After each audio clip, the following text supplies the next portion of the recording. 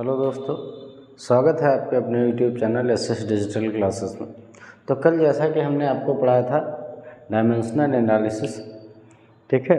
तो इसमें हमने आपको बताया था कि किसी भी क्वांटिटी के हम लोग डायमेंशन कैसे निकालते हैं। कुछ क्वेश्चंस में आपको होमवर्क में दिए थे, ठीक है। तो फिर जस्ट उसको रिपीट करके और आज हमको उसके क्या बताने हैं, यूजेस पढ़ेंगे हम। तो जैसे हमने कल बताया था आपको कि किसी भी चीज़ का अगर डायमेंशन निकालना है तो हम क्या करेंगे, आराम से उसके यूनिट से उसका डायमेंशन निकाल लेंगे। जैसे हम आज जो करने जा रहे हैं उसमें कुछ चीज़ें हैं जो हम पहले ही बता दे रहे हैं कि टाइम पीरियड, ठीक, जिसको आप कहते हो आवर्तकाल। क्या कहते हो? आवर्तकाल, ठीक। इसको टी से लिखते हो। अब इसका जब डायमेंशन निकालोगे तो आवर्तकाल का जो डायमेंशन होता है वो कितना होगा? टी होगा, क्योंकि इसका यूनिट होता है सेकंड, ठीक। और तो इसका डायमेंशन क्या हो जाएगा? टी हो जाएगा। इसी प्रकार और बहुत सारी चीज़ों को हम ले सकते हैं। जी का मैंने कल बताया ही था कि इसका क्या होता है, मीटर पर सेकंड स्क्वायर यूनिट होगी। तो इसका डायमेंशन क्या हो जाएगा? देखो, मीटर का डायमेंशन क्या लिखोगे? एल, और सेकंड का क्या लिखोगे? T square. तो इसका हो जाएगा LT-2, है ना। एक नॉर्मल सी चीज़ें होती जा रही थी, देखो हम बताते चले गए और आपने आराम से करते रहे। किसी का भी जैसे हमने बहुत सारे डायमेंशन बताए थे कि जिसका आपको यूनिट पता हो, आप आराम से उसका डायमेंशन फॉर्मूला निकाल सकते हो, ठीक है। जैसे कुछ और ले लेते हैं हम यहाँ पर, जो इलास्टिसिटी को जैसे क्या कहते हो? प्रत्यास्थता ना। प्रत्यास्थता का डायमेंशन क्या होगा? तो प्रत्यास्थता का डायमेंशन होता है ML-1 और T-2, ठीक है। इस तरीके से बहुत सारे डायमेंशन आप निकाल सकते हो। जस्ट एक बार रिपीट कराते हैं। जैसे हमने कहा वेग, वेलोसिटी, ठीक। तो वेलोसिटी का जो यूनिट होता है वो क्या होता है? मीटर पर सेकंड। और जैसा कि आपको याद होगा कि हम मीटर को किससे लिखते थे डायमेंशन में? L से, किलोग्राम को M से, और सेकंड को T से। तो अब इसका ये डायमेंशन, ये तो क्या हो गया? यूनिट, मात्रक। अब इसका डायमेंशन हो जाएगा L, इसका हो जाएगा T, तो इसका डायमेंशन हो जाएगा LT-1। और हमने आपको कल भी बताया था कि वेग यहाँ पर और जो डायमेंशन उसकी चाल मीन्स स्पीड, दोनों का जो डायमेंशन होता है वो क्या होता है? सेम होता है। क्लियर है? तो इस तरीके से हमने बहुत सारे डायमेंशंस आपको बताई थी, और ये भी बोला कि आप बाकी सारी चीज़ों के डायमेंशंस निकाल लीजिएगा। अगर किसी में कोई दिक्कत आ रही है तो आप कमेंट सेक्शन में बता सकते हैं। तो स्पेशली आज हम क्या पढ़ने जा रहे हैं? यूजेस ऑफ डायमेंशन ना। तो यूजेस ऑफ डायमेंशन, जिसमें आपको हमने पहला बताया था क्या, ठीक है। देखिए, यूजेस की बात कर रहे हैं तो इसको आगे पीछे आप लिख सकते हैं, उसमें कोई दिक्कत नहीं। 3 यूजेस बताए थे। पहला हमने बता दिया था आपको, to establish the relation between various physical quantities. Different type की जो क्वांटिटीज़ होंगी उसमें आपको रिलेशन इस्टेब्लिश करना था। पहला जैसे हमने दे दिया, एक टाइम पीरियड के लिए, है ना, एक पेंडुलम है जिसके टाइम पीरियड के लिए आपको फार्मूला इस्टेब्लिश करना है। तो आपने कहा कि जो टाइम पीरियड है, अकॉर्डिंग टू क्वेश्चन में आपको बोला गया कि जो टाइम पीरियड है वो पेंडुलम के मास m, लेंथ l और एक्सेलरेशन ड्यू टू ग्रेविटी, इसके g पर डिपेंडेंट करता है। तो ये क्वेश्चन है जिसको आप लैंग्वेज में लिख सकते हैं कि माना एक सरल लोलक है जिसका आवर्तकाल लोलक के द्रव्यमान m, तार की लंबाई l और गुरुत्वीय त्वरण g पर निर्भर करता है। इसके लिए आपको सूत्र स्थापित करना है, या सरल आवर्तकाल के लिए सूत्र स्थापित करना है। तो आप क्या लिखोगे? लेट या माना, ठीक है, जिसको आप हिंदी में कहते हो माना। देखो, क्वेश्चन में लिख के देता है, मेंशन करके देगा कि टी किस पर डिपेंडेंट है। तो क्वेश्चन में आएगा कि टी ML-G पर डिपेंडेंट है। अब इसको आगे पीछे हो सकता है, कोई दिक्कत नहीं। GL-M कर दो, MGL कर दो, उससे कोई दिक्कत नहीं। आप करोगे M, लेट जो टी है वो किस पर डिपेंडेंट है? टी डिपेंडेंट है M की पावर A, L की पावर B और G की पावर C। मतलब जो भी होगा आप वेरिएबल को इधर उधर, फिर बताएं कि वेरिएबल को आप इधर उधर कर सकते हैं, कोई दिक्कत नहीं है, ठीक है। आप चाहें MLG या GLM कुछ भी लिख दिए, कोई दिक्कत नहीं। हाँ बस ABC हमने कहा T की पावर A और L की पावर B और G की पावर C पर निर्भर करता है। अब यहाँ से जब प्रोपोर्शनल रहा कांस्टेंट हो गया K, M की पावर A, L की पावर B और G की पावर C। इसको आपने मान लिया इक्वेशन नंबर फर्स्ट। यहाँ प्रोपोर्शनल हटाया तो कांस्टेंट लगाया। ये आपने 9 से पढ़ते आए होंगे कि जब कभी भी प्रोपोर्शनल हटता है तो कांस्टेंट लगता है। अब क्या करोगे, अब सबकी डायमेंशन लिखोगे, ठीक है। क्या लिखोगे, डायमेंशन ऑफ T, फिर डायमेंशन ऑफ M, फिर dimension of L, then dimension of G, ठीक। इन सब का डायमेंशन लिख लोगे, इन सब की बीमा लिख लोगे ना, बीमा, T की बीमा, M की बीमा, L की बीमा, G की बीमा। तो T की जो बीमा होती है वो T होती है, M की बीमा M होगी, और L की जो डायमेंशन होती है वो L होती है, और G की क्या होती है, LT-2। क्लियर है। एक सिंपल सी बात थी, इस तरीके से आपको क्वेश्चन दिया था। यहाँ पर हमने कहा कि जो T है किस पर डिपेंडेंट है, T M की पावर A, L की पावर B और G की पावर C पर निर्भर करता है। प्रोपोर्शनल का साइन हटा है, कांस्टेंट लगाया कि हमने कहा इसके बाद आप जितने भी वेरिएबल हैं, देखिए ये कांस्टेंट है, इसकी कोई डायमेंशन नहीं होगी। T के डायमेंशन लिख लिया, M के डायमेंशन लिख लिया, L के लिख लिया, G के लिया। सबकी डायमेंशन लिखने के बाद इन सब की डायमेंशन ले जाके इक्वेशन फर्स्ट में पुट कर दोगे। तो क्या लिखोगे, फ्रॉम इक्वेशन फर्स्ट, ठीक है। अब फर्स्ट में आप देखोगे तो T = K, ठीक। M का डायमेंशन क्या होगा, M का डायमेंशन M होगा, इसकी पावर A। फिर यहाँ पर बात करेगा L के डायमेंशन क्या होगा, L, इसकी पावर B, और G का डायमेंशन क्या हो गया, LT-2 की पावर C। क्लियर है। अब देखिए क्या करोगे, यहाँ से जो वेरिएबल हैं सबको एक साइड में लिख लोगे। एक साइड का मतलब M L अलग अलग कर लोगे। तो M कितना है, तो M और कहीं है नहीं, तो M की पावर A हो गया। फिर आप L देखिए,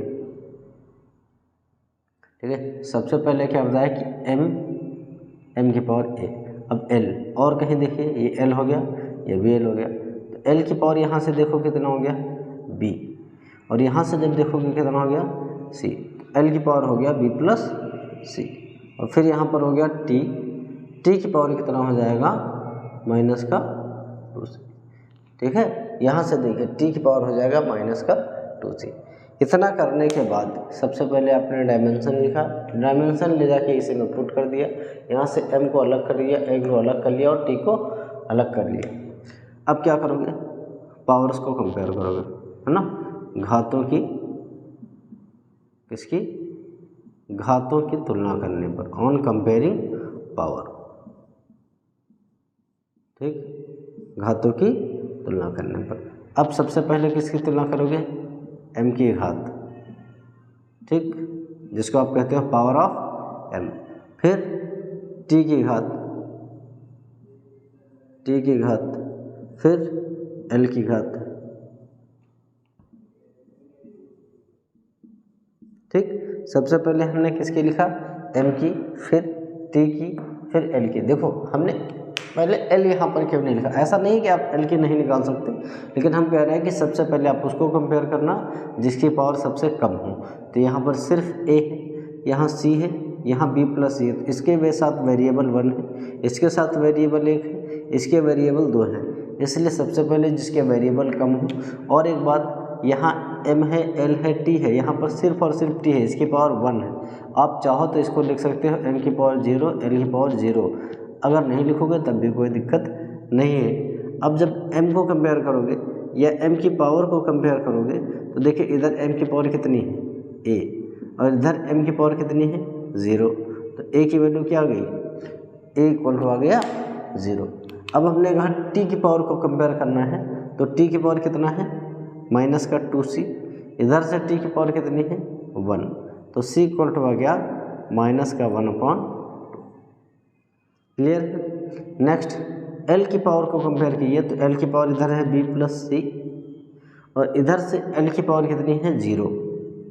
आपको निकालना है B = हो गया -C, तो B = ठीक है, यहाँ पे वैल्यू पुट कर दीजिए, B = और C की वैल्यू आ गई -1/2। तो b की वैल्यू आ गई माइनस माइनस प्लस 1/2। क्लियर है?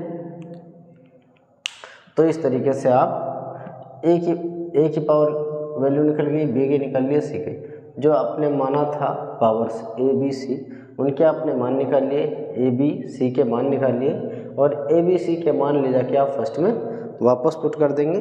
तो देखिए हम वापस इसमें वैल्यू पुट कर दे रहे हैं, इसको मिटा देते हैं और इसी में हम क्या करते हैं वैल्यू पुट कर लेते हैं। ठीक है, चलिए देखिए। तो पहली क्वेश्चन क्या थी, t equal to k m की पावर a l की पावर b और g की पावर c। अब हमने कहा जो आपने a b c की वैल्यू निकाली है वो इसी इक्वेशन फर्स्ट में पुट कर देनी है। तो क्या लिखोगे, from equation first t equal to k m की पावर a की पावर कितनी है 0, l की पावर कितनी है b, तो b की वैल्यू आपने निकाली 1/2, फिर g और g की वैल्यू कितनी आई है माइनस की 1/2। ठीक है, अब जिसकी पावर 0 होती है उसकी वैल्यू होती है 1, आप लिखना चाहें लिखिए, नहीं तो कोई बात नहीं, ये हो गया 1/2। और इसकी पावर माइनस 1/2 है, इसको नीचे भेज दीजिए तो हो जाएगा g की पावर प्लस 1/2। क्लियर है? तो t इक्वल टू के, अब देखिए इसको आप लिख सकते हैं l/g की पावर 1/2 और 1/2 हटाइए, और एक चीज़ कांस्टेंट है k, और k की वैल्यू आप मान सकते हैं इतनी 2π। क्लियर? अब k की जगह हमने लिख दिया 2π और 1/2 का मतलब होता है स्क्वायर रूट l/g। ये हो गया टाइम पीरियड का फॉर्मूला फॉर पेंडुलम। सरल लोलक के लिए आवर्तकाल का जो सूत्र होता है वो यह होता है t इक्वल टू 2π√L/g। ठीक है, उम्मीद करते हैं क्वेश्चन आपको बहुत आसानी से समझ में आ गया होगा। ठीक है, अगर आपको वीडियो पसंद आ रही है तो एज यूजुअल जैसा आप लोग करते आ रहे हैं बस ऐसे ही करते जाना है। ठीक है, लाइक शेयर एंड सब्सक्राइब, ताकि हम भी आपके लिए मेहनत करते जाएं। ठीक है, आपको भी मेहनत करते जाना है और हम तो मेहनत कर ही रहे हैं आपके लिए। ठीक है, एक नेक्स्ट क्वेश्चन की बात करते हैं। जैसे हमने कह दिया कि आपको एक क्वेश्चन दे दिया x बराबर हाफ gt। ठीक, और हमने कहा कि सबसे पहले इसको चेक करिए डायमेंशनली ये करेक्ट है और इनकरेक्ट, मीन्स इसके सिद्धता की जांच करिए। अगर ये अशुद्ध है तो शुद्ध फॉर्मूला प्रूफ करिए। तो सबसे पहले हमने कहा h का डायमेंशन क्या होता है l, क्योंकि 1/2। g का डायमेंशन क्या होता है LT-2, और ये हो गया t का डायमेंशन क्या होता है t, ये हो गया l दर से 1/2 और l t की पावर 2 है और t की पावर 1, तो कितना हो जाएगा t की पावर माइनस का 1। तो ये देखिए LHS does not equal to RHS। ठीक है, LHS RHS के बराबर नहीं है, इसलिए डायमेंशनली ये क्या है इनकरेक्ट है। अगर ये इनकरेक्ट है तो आपको क्या करना है, करेक्ट फार्मूला इस्टेब्लिश करना है। ठीक, तो ये हमने चेक कर लिया। एक्चुअल में ये थर्ड यूजेस है लेकिन ये फर्स्ट में भी आ जाता है। तो सबसे पहले आपको चेक करना था कि ये डायमेंशनली ये करेक्ट है और इनकरेक्ट, तो आपने चेक कर लिया तो ये इनकरेक्ट था। अब हमने कहा इसको प्रूफ करना है, तो आप क्या करोगे, अभी बताया h is directly proportional g की पावर a और t की पावर b।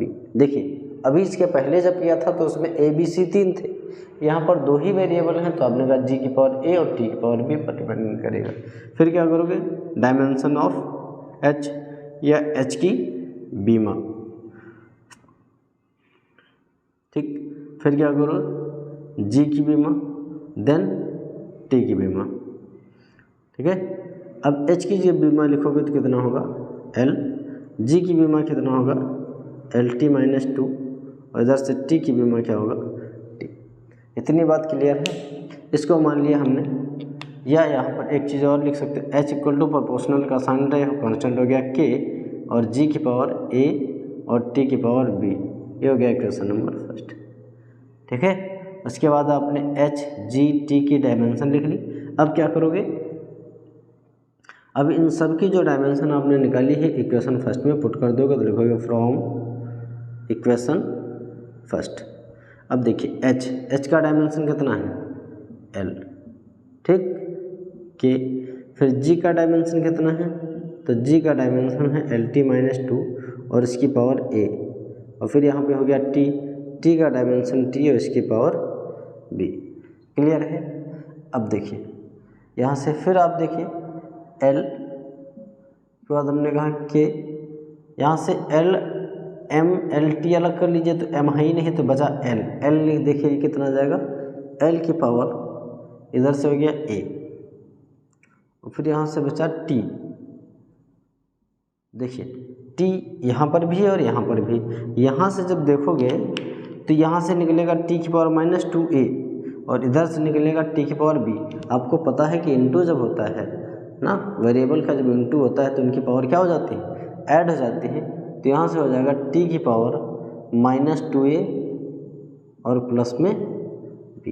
क्या बताया कि यहाँ से टी की पावर कितना हो गया माइनस टू ए प्लस में बी। ठीक है।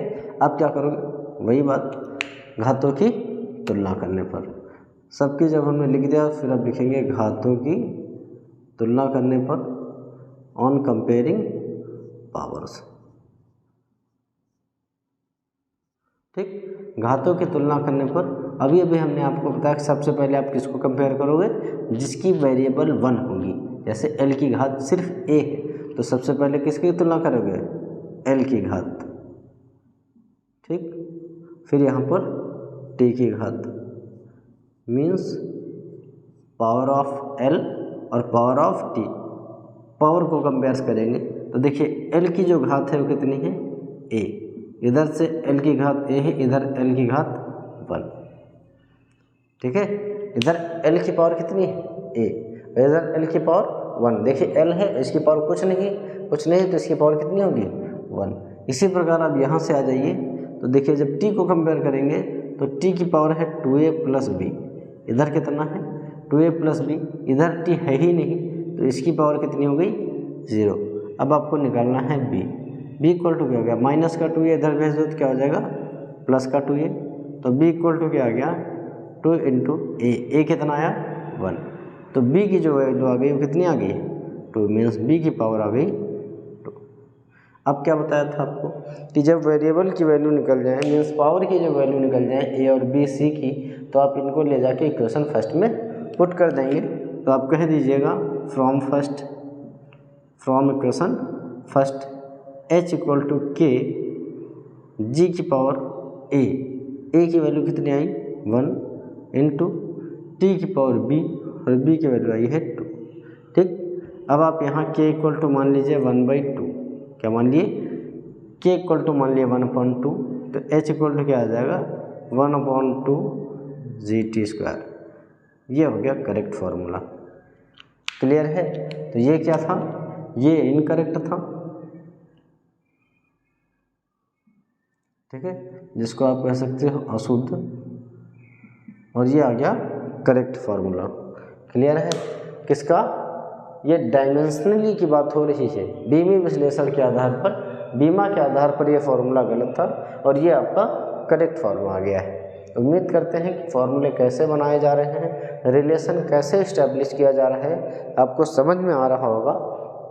देखिए एक सिंपल सी बात होती जा रही है, जो क्वेश्चन में दिया जा रहा था वेरिएबल, उनको हम सिर्फ पावर्स में मानते चले गए हैं। 2 वेरिएबल थे, एच जो है डिपेंडेंट था जी और टी पर।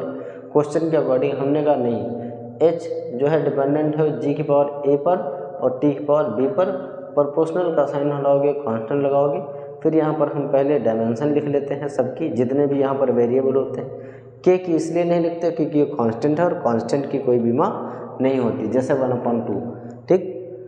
अब हमने h का डायमेंशन लिख लेना, g का लिख लेना, t का लिख लेना। अगर और वेरिएबल होते तो और भी लिख लेते हैं। फिर डायमेंशन निकलने के बाद क्या करते हैं, इनके डायमेंशन उठा के इक्वेशन में फिर पुट कर देते हैं। फिर हमने यहाँ से डायमेंशन जब पुट किया तो यहाँ से l अलग कर लिया, t अलग कर लिया, m अलग कर लिया, जो भी वेरिएबल होंगे सबको अलग अलग कर लेंगे।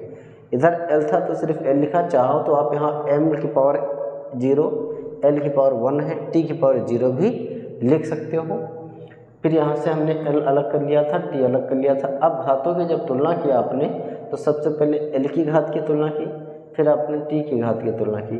L की घात जब देखेंगे मीन्स पावर ऑफ L, तो पावर ऑफ L कितना है A, और इधर से पावर ऑफ L कितना है 1, ये हो गया A की वैल्यू। फिर आप जब पावर ऑफ T को कंपेयर कर रहे हैं तो T की पावर कितनी है -2A + B, और इधर T कितना है ही नहीं, तो उसकी पावर हो गई 0। यहाँ से आपको B निकालना था, माइनस का 2A ट्रांसफ़र करोगे, प्लस का 2A हो गया, 2 × A की वैल्यू आ गई है 1, हमने इंटू कराया, B की वैल्यू आ गई 2। A और B की जब वैल्यू निकल गई तो वापस फ्रॉम इक्वेशन फर्स्ट से H = K, G की पावर A की वैल्यू जो आई थी वो हमने पुट कर दी, फिर T की पावर B जो वैल्यू आई थी वो हमने पुट कर दी, K की वैल्यू मान ली 1/2, H = आ गया half GT²। This is the correct formula of H का, है ना।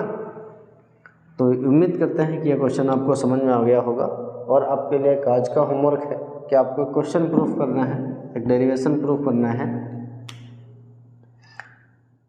V = 1/12 √F/m, ठीक। ये फार्मूला आपका H होमवर्क है जो आपको करना है। उम्मीद करते हैं कि आपको वीडियो बहुत बेहतरीन लगी होगी, और अगर आपको बेहतर लगी है तो आप कमेंट सेक्शन में ज़रूर बताएंगे। और एज़ यूजुअल जैसा कि आप लोग करते आए हैं, लाइक शेयर एंड सब्सक्राइब, जिससे हमको भी मोटिवेशन मिलता रहे और हम आपके लिए ज़्यादा से ज़्यादा क्वेश्चन करवाते रहें, ठीक है। और हम मेहनत करते रहें और आप भी हमारे साथ अपने फ्यूचर को बेहतर बनाएं। तो ये रहा आज का होमवर्क। V = 1/12 √F/m, ये आपको प्रूव करना है, जहाँ L है लेंथ, F है फोर्स, और ये है मास पर यूनिट लेंथ। क्लियर है। उम्मीद करते हैं कि आज आपको वीडियो पसंद आएगी, और मेरे हिसाब से तो बेहतर पसंद आनी चाहिए, और क्योंकि आज हमने आपको बहुत बेहतर तरीके से पढ़ाया है, ठीक है। धन्यवाद।